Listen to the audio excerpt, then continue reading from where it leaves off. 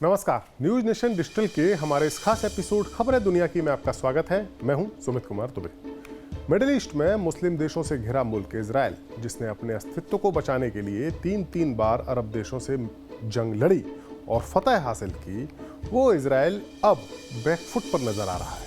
Hamas के खिलाफ पिछले साल अक्टूबर में शुरू किए गए ऑपरेशन में उसे पूरी तरह कामयाबी तो नहीं मिल सकी है, तो वहीं दूसरी ओर इजराइल की उत्तरी सीमा पर लेबनान में मौजूद मिलिशिया हिजबुल्लाह ने भी इजराइल की नाक में दम कर दिया है।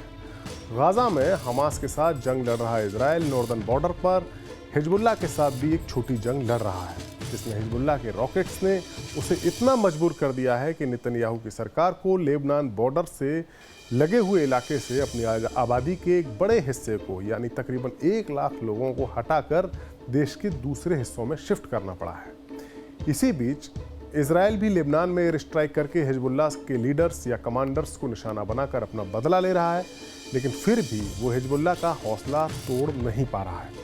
हाल ही में इजराइल ने एक स्ट्राइक करके हिजबुल्लाह के कमांडर मोहम्मद नेमा नासेर को खत्म कर दिया और उसी कमांडर की शोक सभा में, जिनकी मौत इजराइल के हमले के बाद हुई, उनकी जब शोक सभा हुई उस वक्त बोलते हुए हिजबुल्लाह के सबसे बड़े लीडर हसन नसरल्लाह ने कुछ ऐसी बातें कही हैं जो इस जंग में हिजबुल्लाह की ताकत और इजराइल की कमजोरी को बयां करती हैं।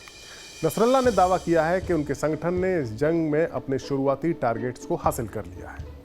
उन्होंने यानी हिजबुल्लाह ने आर्थिक और सामाजिक तौर पर इजराइल को थका दिया है और इसी के चलते अब जंग रुक सकती है, ऐसा नसरल्लाह का दावा है।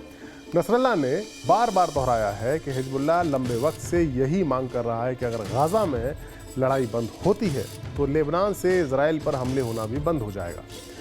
नसरल्लाह ने गर्व से कहा है कि विदेशी पक्षों ने ये बात समझ ली है, विदेशी पक्ष यानी अमेरिका, ब्रिटेन, बड़े बड़े देश, उन्होंने ये बात समझ ली है कि उत्तरी सीमा पर लड़ाई बंद करनी है तो गाजा में युद्ध को बंद करना ही होगा।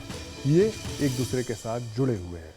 हमारी लड़ाई, हम इस लड़ाई के माध्यम से दुश्मन को गाजा के खिलाफ उसके हमलों से भटकाते हैं और उसे समझाते हैं कि अगर इसे रोकना चाहता है तो उसे गाजा में हमलों को रोकना होगा। ये नसरल्लाह ने अपने भाषण में कहा।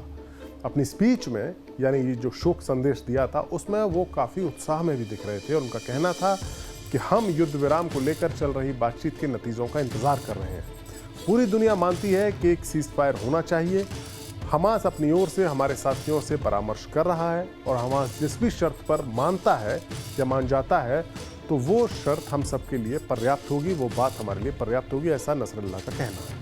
नसरल्लाह अगर इजराइल की सोसाइटी में तनाव का दावा कर रहे हैं तो उनकी बात में दम भी नजर आ रहा है। दरअसल कई महीनों से जंग में उलझी हुई इजराइल की फौज को अब अपनी सेना में भर्ती के लिए इजराइल के अल्ट्रा ऑर्थोडॉक्स पुरुषों को भी भर्ती करना पड़ रहा है। इजराइल के यहूदी समाज में ये वो कम्युनिटी है जो धार्मिक कार्यों से जुड़ी रहती है।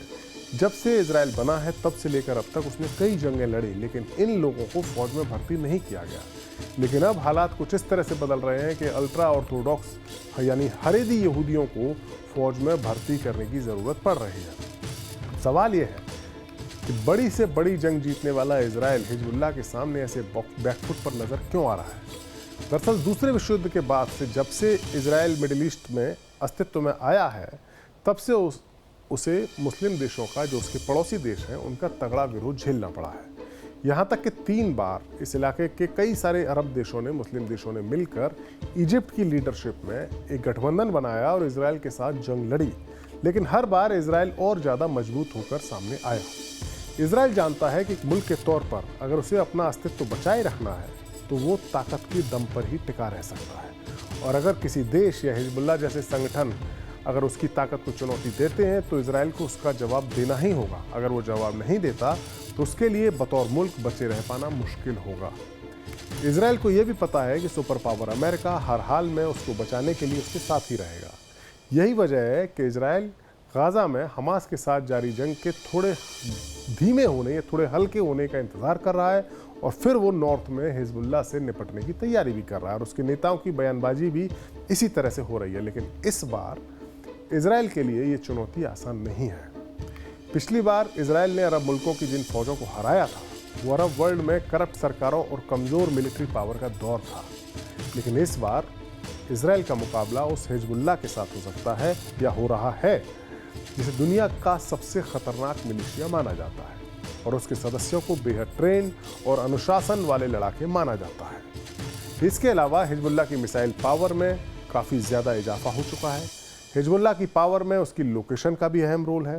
दरअसल इसराइल की उत्तरी सीमा पर मौजूद मुल्क लेबनान का जो दक्षिणी हिस्सा है वो इसराइल के करीब है और वहाँ मुस्लिम धर्म के शिया मत के लोग मानने वाले लोगों की आबादी काफ़ी ज़्यादा संख्या में है।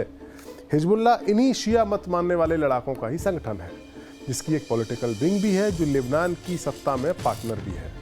साल 2006 में इसराइल और हिजबुल्लाह के बीच में एक जंग हुई भी थी और 34 दिन तक ये जंग चली थी जो कि बेनतीजा रही थी। दोनों साइड्स यानी हिजबुल्लाह और इसराइल को नुकसान उठाना पड़ा था। 2006 की जंग में इसराइल ने दूसरे ही दिन लेबनान की राजधानी बेरूत के रफीक हरीरी इंटरनेशनल एयरपोर्ट पर एयर स्ट्राइक करके अपनी ताकत का एहसास कराया था। माना जा रहा है कि अगर इस बार जंग होती है तो इसराइल फिर से इस एयरपोर्ट को निशाना बनाएगा, लेकिन अब हालात इतने बदल चुके हैं कि इसके जवाब में हिजबुल्लाह के पास भी इसराइल की राजधानी तेल अवीव के बेन गुरियन इंटरनेशनल एयरपोर्ट को अपनी मिसाइल से निशाना बनाने की क्षमता है। बीते कुछ सालों में हिजबुल्लाह की मिसाइल पावर में काफ़ी ज़्यादा इजाफा हुआ है। एक अनुमान के मुताबिक हिजबुल्लाह के पास अब 1.5 लाख से 2 लाख के बीच में मिसाइलें, ड्रोन्स और रॉकेट्स का जखीरा है। इसराइल की यूनिवर्सिटी ने एक रिसर्च रिपोर्ट जारी की थी जिसके मुताबिक हिजबुल्लाह के पास अब इतनी मिसाइलें हैं कि वो लगातार 3 हफ्तों तक हर दिन के हिसाब से 3000 मिसाइलें दाग सकता है। इसकी तुलना अगर इसराइल और हिजबुल्लाह के पिछले युद्ध से करें यानी 2006 के युद्ध से करें जो 34 दिन तक चला था, उस दौरान हिजबुल्लाह ने 4000 रॉकेट्स दागे थे यानी हर दिन के हिसाब से 117, और अब उसकी क्षमता एक दिन में 3000 रॉकेट्स या मिसाइल दागने की है। यही अंतर बताता है कि हिजबुल्लाह की ताकत अब कितनी ज़्यादा बढ़ चुकी है। यही नहीं, इस बार हिजबुल्लाह की मिसाइलें जिस तरह से इजरायली ठिकानों पर सटीकता के साथ हमला कर रही हैं, उसने इजराइल को चौंका भी दिया है। अमेरिका के तो एक्सपर्ट्स का ये भी मानना है या उन्हें यह आशंका है कि हिजबुल्लाह की मिसाइल या रॉकेट्स की बारिश जब होगी तो इजराइल का मशहूर आयरन डोम एयर डिफेंस सिस्टम भी फेल हो सकता है। जाहिर है अब इजराइल हमास की जंग महीनों से चल रही थी उसके बावजूद ख़त्म नहीं हो सकी है, यानी इजराइल जिस जंग को हमास के साथ जिस जंग को कई महीनों बाद भी ख़त्म नहीं कर सका, जबकि हिजबुल्लाह तो हमास से कहीं ज़्यादा पावरफुल है और हिजबुल्लाह की इसी ताकत का प्रभाव उसके कमांडर नसरल्लाह की उन तकरीरों में साफ साफ दिखाई दे रहा है जिनमें वो ये इशारा कर रहे हैं कि हाँ, हिजबुल्लाह के पास इस जंग को ख़त्म करने की ताकत है, हमास और इजराइल के बीच की जंग को। हमारा वीडियो आपको कैसा लगा? अपनी राय हमें ज़रूर दें। नमस्कार।